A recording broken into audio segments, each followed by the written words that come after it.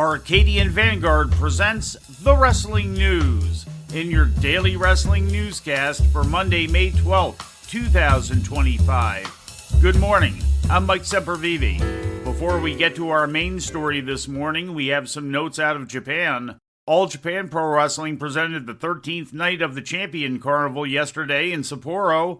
Victorious in Block B matches were Mike DeVecchio, Hokuto Amore, Ryuki Honda, and Rei Saito. With their victories yesterday, Honda and Saito now advance to the semifinals, which take place on May 18th in Ota City. New Japan Pro Wrestling presented the second night of the Best of the Super Juniors tournament in Iwanuma City yesterday. Victorious in Block A matches were Ninja Mac and Clark Connors, while Mao, Robbie Eagles, and Raisuke Taguchi claimed wins in Block B matches. And now for our main story today, here's the news director and lead writer of the Wrestling News, Brian R. Solomon. The wrestling world mourns the loss of one of the most influential and transformational performers of the past 30 years. Terry Brunk, better known as Sabu, who passed away last week at the age of 60, as was first reported yesterday by Mike Johnson. A wrestler who helped popularize the hardcore daredevil style in the 1990s and was one of the cornerstones of Extreme Championship Wrestling, Sabu became an underground sensation, his matches sought by tape traders and fans of independent wrestling. His style would be copied in the mainstream in both the WWF and WCW, and he's often credited with single-handedly popularizing table-breaking spots, which took hold in the mid-1990s. Despite his influence and importance to the development of modern pro wrestling performance, Sabu was not able to fully reap the rewards of his abilities, and others who were influenced by him wound up taking that style to much greater success over the ensuing years. Born in 1964, Terry Brunk was the son of Genevieve Brunk, younger sister of Eddie Farhat, the original Sheik. He was trained for the business in the mid-1980s by his legendary uncle and debuted on the Michigan independent scene under his tutelage, first known as Terry S.R. The Sheik later rechristened Brunk as Sabu, taking the name from a popular adventure movie actor of the 1930s and 40s and giving him a look very similar to his own. But the similarities ended there, as in the ring, Sabu took the Sheik's penchants for violence to all new levels and perfected a high-flying, high-impact approach to performing that differed greatly from that of his uncle, who relied more on character work. This style was first on display in the early 1990s in Atsushi Onida's Frontier Martial Arts Wrestling, where Sabu first caught the attention of fans and promoters, often teaming with his uncle in high-profile matches involving barbed wire, fire, and explosives. His success in FMW drew interest from Paul Heyman, who brought Sabu to the ECW arena in Philadelphia at the end of 1993. There, he would become a cult figure, galvanizing fan support as Heyman built his promotion around him as a special attraction, dubbed the homicidal, suicidal, genocidal, death-defying maniac. His violent and bloody matches left a map of scars on his body, and he was even known for closing wounds on the fly with super glue or athletic tape so he could finish a match. After a very short-lived and ill-fated stint in WCW in the fall of 1995, Sabu returned to ECW and embarked on career-defining feuds with the likes of Taz and Terry Funk. His war with Taz culminated in a match at the first ECW pay-per-view, Barely Legal, in April 1997. 4 months later, he defeated Funk in a barbed wire match to kick off a brief reign as ECW World Champion.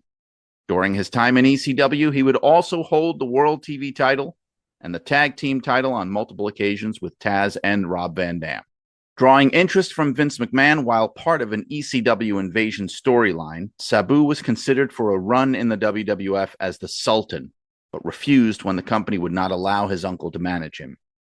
Years later, in 2006, after the collapse of the original ECW and a run in TNA wrestling, Sabu did come to WWE as part of the relaunch of ECW, where he was once considered for a major role in the rebooted brand.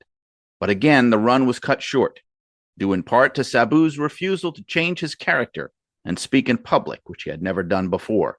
Still, he was able to join fellow Sheik trainee Van Dam in posthumously inducting his uncle to the WWE Hall of Fame in 2007. Sabu continued to make regular appearances on the independent circuit as well as internationally, returning on occasion to TNA and also making an appearance in AEW in 2023 in the corner of Adam Cole for his match against Chris Jericho at Double or Nothing. Sabu had recently made what would be his last two public appearances, one being his retirement match, in which he defeated Joey Janela in a barbed wire match on April 18th at Joey Janela's Spring Break 9 for Game Changer Wrestling, and the other being a special appearance on May 3rd at promoter Joel Goodhart's TWA One and Done and WrestleCon at the former ECW Arena, the site of the best remembered moments of his career. An inductee to the Hardcore Hall of Fame and Indie Wrestling Hall of Fame, and even a brief holder of the NWA World Heavyweight title, Sabu helped to pioneer a style of wrestling that inspired generations of wrestlers and continues in full force today, combining the hardcore and high-flying styles to create something completely his own. He became one of the most copied pro wrestlers of all time. Health issues and financial struggle characterized his recent years, as well as the loss in 2021 of his longtime partner, Super Genie Melissa Coates. At the time of this recording, his cause of death had not yet been reported. Once again, ECW cornerstone and hardcore pioneer Sabu has passed away at the age of 60. For the Wrestling News, I'm Brian R. Solomon. And before we leave you today, we'd like to remind you that however you consume your content, you can find the Wrestling News 24 hours a day and 7 days a week across social media. On Twitter, follow us at Wrestling News AV. Our Facebook page is also Wrestling News AV. The Wrestling News can also be found on the Arcadian Vanguard YouTube page. And for those who utilize Amazon Echo devices, just tell Alexa to play the Wrestling News podcast. And remember to make sure you add podcast at the end. Once again, for daily updates, breaking news, and more, follow the Wrestling News across social media. And that's the news for today. If anything happens, we will be here to tell you about it. No clickbait, no paywall, just the Wrestling News. The Wrestling News is a division of Arcadian Vanguard, and the Wrestling Newscast is a production of the Arcadian Vanguard Podcast Network.